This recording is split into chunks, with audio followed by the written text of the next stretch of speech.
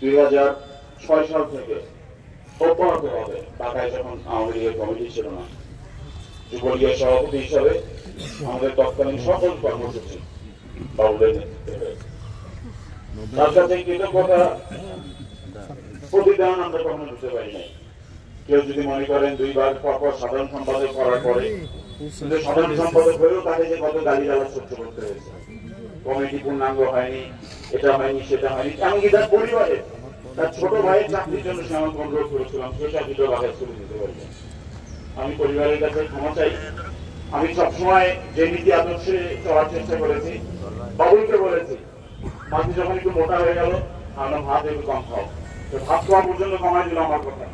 আপনারা যদি দেখে থাকেন যে গত 3-4 বছরে তার স্বাস্থ্য কমেছে, এই ব্যক্তিগত বিষয়গুলিতেও সে আমার কথা শুনত।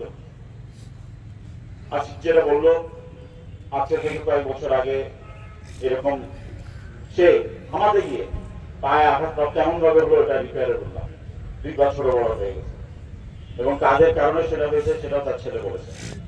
আমি খুব পরিষ্কার হয়ে বলতে চাই, খুনি আক্কাস, খুনি মেরাজ, তাদের পেছনে মদতদাতা আছে। 2 বছর আগে আক্কাস বহিষ্কৃত হয়েছিল আওয়ামী লীগ থেকে। খায়রুজ্জামান লিটন নিজের মুখে এখানে সে বহিষ্কৃত, SM কামাল বলে গিয়েছিলেন সে বহিষ্কৃত। কিন্তু অত্যন্ত দুঃখের জিনিস, তৃণমূলের আওয়ামী লীগ অত্যন্ত হতাশাগ্রস্ত। এই ঘোষণা 7 দিনের মাথায় রাজশাহী মেয়র খায়রুজ্জামান লিটনের গাড়িতে আক্কাসকে ঘুরতে দেখা গেছে, মেরাজকে ঘুরতে দেখা গেছে। আমরা জবাব চাই বাংলাদেশ আওয়ামী লীগের প্রেসিডেন্ট মেম্বার খায়রুজ্জামান লিটনের কাছে।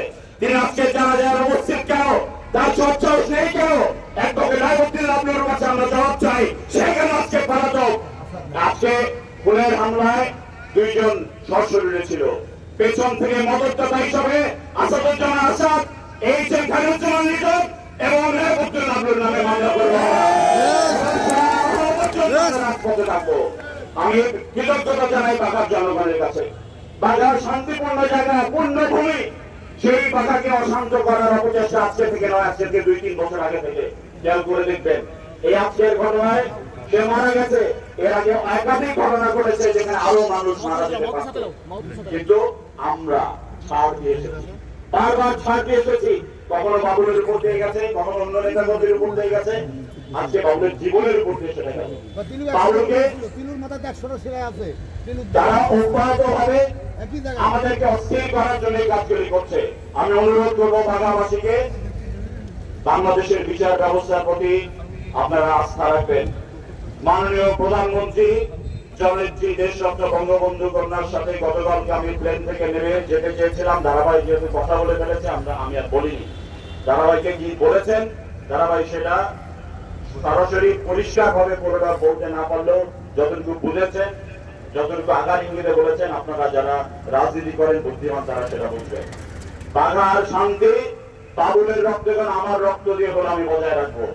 আমরা কোন বিশৃঙ্খলার পক্ষে নই। একটু সাময়িক প্রতিবাদ গতকালকে হয়েছে। বাঘা সকলের জন্য সমানভাবে সুখী একটি স্থানে এক জায়গায় সকলে থাকবো। কিন্তু বাবুলের মা যখন আমাকে হাত ধরে বলে আমার খুনের